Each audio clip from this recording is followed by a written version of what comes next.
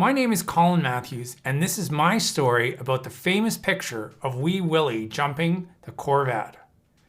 The year was 2014, and I was on a trip from Toronto to the Scandinave to enjoy the hot tubs and saunas, when on my way out I happened to look in the magazine rack and I saw an issue of Mountain Life magazine with this picture of a guy jumping over a Corvette.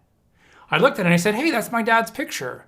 That picture had been featured prominently in my living room through my life growing up, and so I picked up the magazine and I brought it home. As I read the article, it stated, no one knew who took this famous picture. Well, I knew. It was my dad. My father, Arnold Matthews, was a photographer throughout the 70s and early 80s. He worked mostly in the arts in the Toronto area.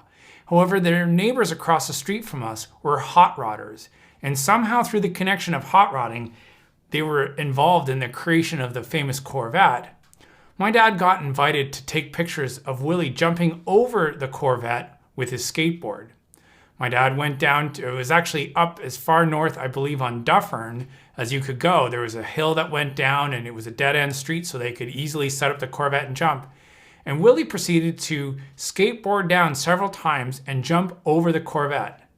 My dad thought for sure he had the perfect shot.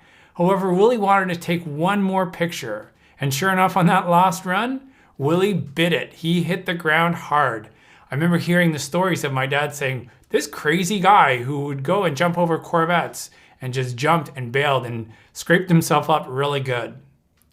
I'm really proud to have my father's work be so prominently featured in Willie's legacy.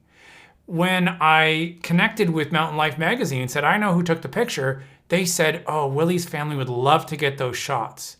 I asked my dad if he knew where the negatives were, and he did not. However, I recently moved my dad into a nursing home, and I had to empty out his entire basement.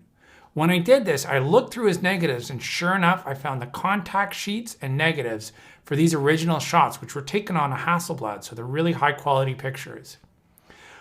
As you celebrate Wee Willi Day, I hope that you are also inspired by this picture, which has been such an important part of my life. It gave me inspiration. I was a skateboarder in the 80s myself, and it inspired me to soar to new heights in my life. All the best.